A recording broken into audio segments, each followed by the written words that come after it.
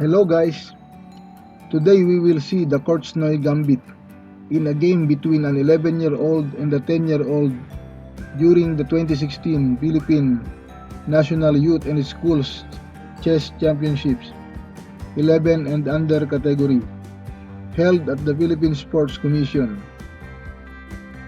So here the 10-year-old boy plays white and the 11-year-old plays black. Let us start. White plays e4, black plays e6. So this is the French defense, of course named after the country of France. In the 18th and 19th century, French people loved the game so much, including Napoleon Bonaparte, the Emperor of France in the early 1800s.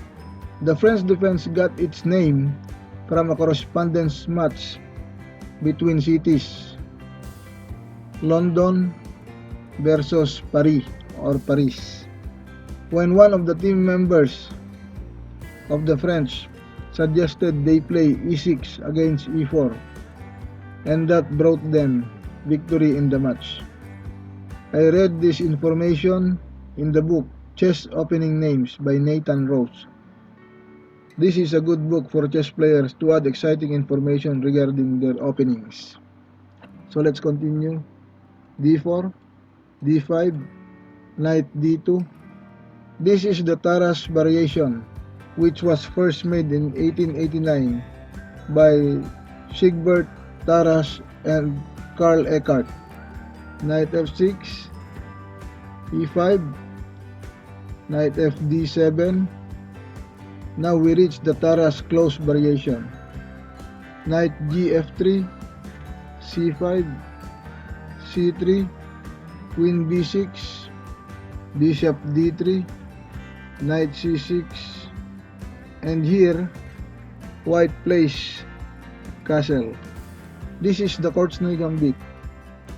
It was popularized by Viktor Korchnoi when he used it first in 1967. C takes d4, c takes d4, knight takes d4, knight takes d4, queen takes d4. So this is giving up the pawn to seize the initiative.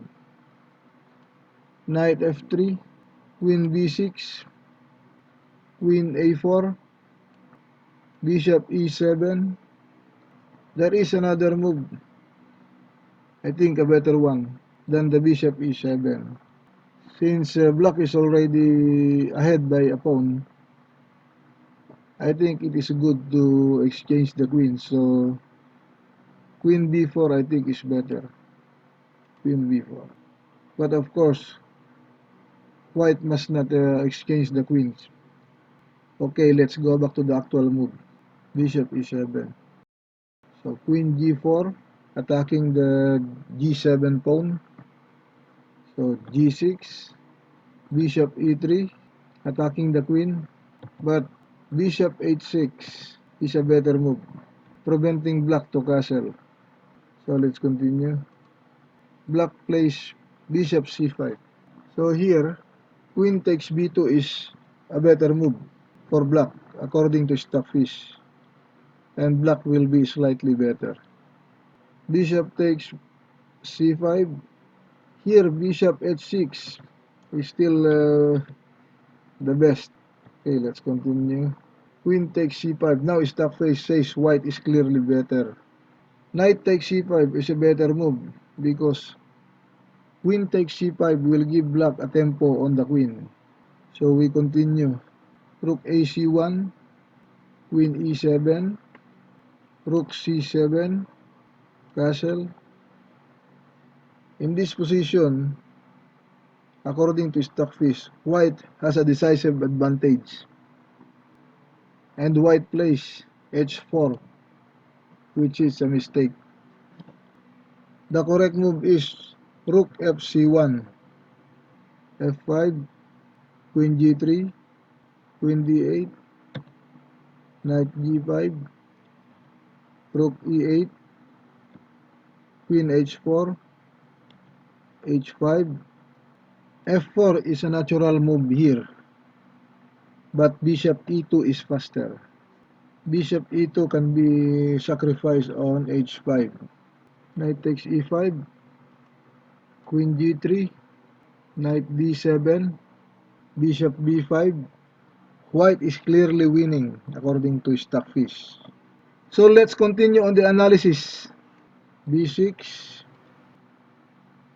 knight f3, queen f6, queen f4, maintaining the pressure while avoiding f4. Although bishop takes d7 is already winning a piece.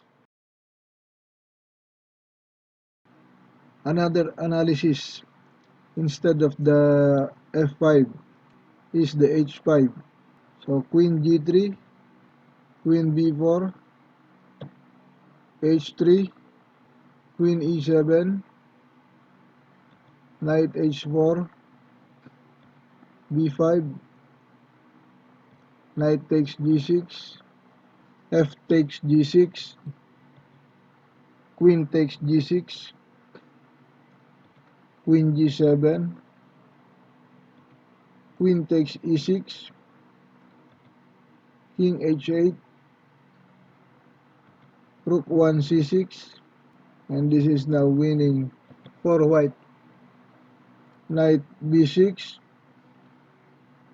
attacking the queen by the bishop on c8, queen h6 check, queen takes h6, rook takes h6, king g8, and e6. There would be no accurate defense but to give up a piece. So bishop d7, rook g6 check, the rook can go back to g3. So king h8, e takes d7, rook a d8, bishop takes b5, and white is clearly winning. Let's go back to the actual play. h4 was the last move, and it was a mistake because there is a tactic coming.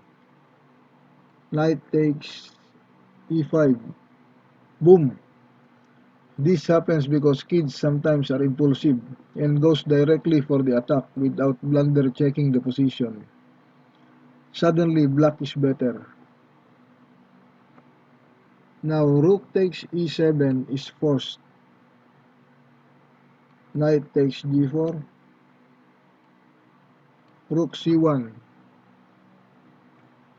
Black is still better because of the two extra pawns.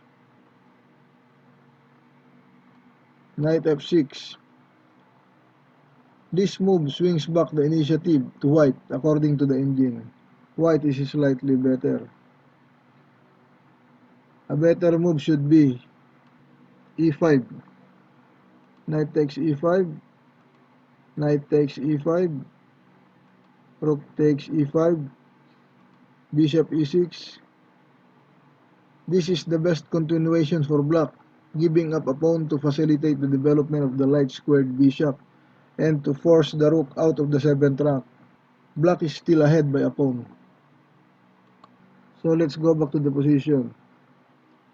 Knight f6, rook c, c7, knight e5 is what Stockfish suggests. d4, rook c, c7, knight d5,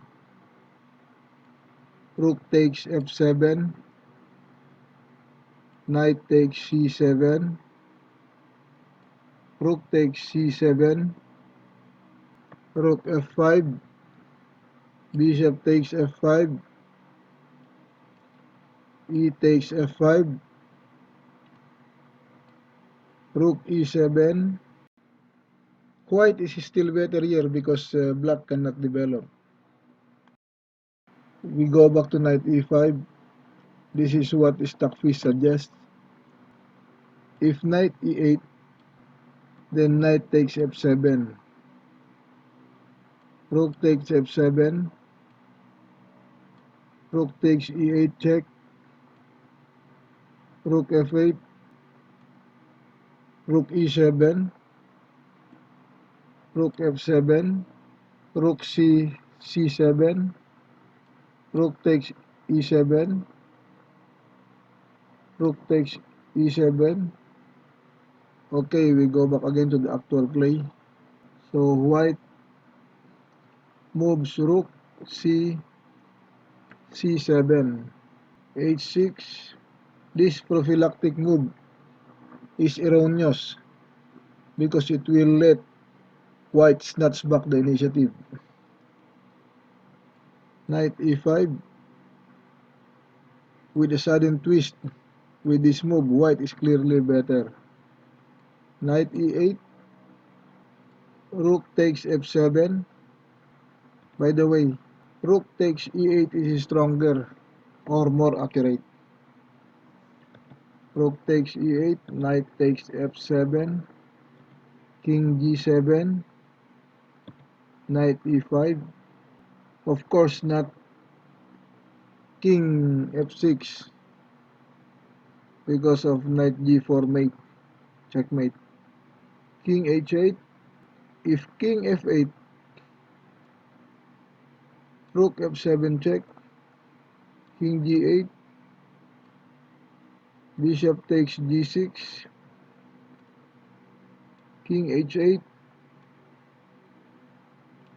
knight g4, e5, rook h7, king g8, knight f6, king f8, and then rook f7 checkmate. This is called the mate of the 28th century, a checkmate pattern made by Bobby Fischer in his game of century against Donald Byrne.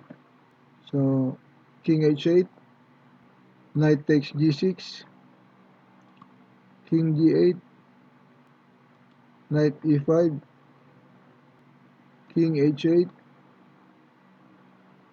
knight f7, king g7, knight takes h6, check. Black cannot take the knight because of the mate. Rook h7, king f6, knight g4 is mate. Okay, so let's go back again to the actual play. Knight takes c7, rook takes c7. Now there is still a strong attack on the king side, so black sacrifices his rook. Rook f5, knight takes g6. White is slightly better according to Stockfish. Better is bishop takes f5, e takes f5, knight takes g6, bishop e6, rook e7, bishop f7, knight e5, rook e8, rook takes f7, rook takes e5, rook takes b7, and white is clearly better. Okay, so let's go back again. So here black plays rook f7, knight e7 check, king f8, rook takes c8 check, rook takes c8, knight takes c8, a6. According to Stockfish, rook c7 gives black an equal position, giving up a pawn but taking the initiative. So let us analyze. So rook c7, knight takes a7, rook c1 check, king h2, rook d1, bishop b5, rook d2, king g3, rook takes b2, a4, rook c2. Here the position is equal. White has material advantage, but the knight is confined on a7 square. Black has a pass pawn, and both has winning chances. So let us go back to the actual play. Knight b6, rook c7, knight a4, d4, b4, rook c1 check, king h2, rook a1, knight c5, e5, knight takes b7, rook takes a2, f3, rook a3, knight c5, a5, b5, king e7, b6, king d6, b7, king takes c5. Here black did not prevent the promotion of the pawn. b8 queen, rook takes d3, queen takes e5, king b4, queen d6, check, king a4, queen c5, rook d2, queen c4 check, king a3, queen c1, rook b2, queen a1 check, king b3, and the a pawn falls. Queen takes a5, d3, queen b5 check, king c3, queen c6 check. Black is still trying here. King b3, queen c1, d2, queen d1 check, rook c2, king g3, king c3, king f2, king d3, queen f1, king c3, king e2, and white wins. So that concludes our game today. I hope you like the game between two young kids at that time. That was 4 years ago. If you are not yet familiar with the Korchnoi Gambit, I hope that this video will help you. So what do you think about the game? Please comment below, and please support my channel by clicking that subscribe button. Thank you.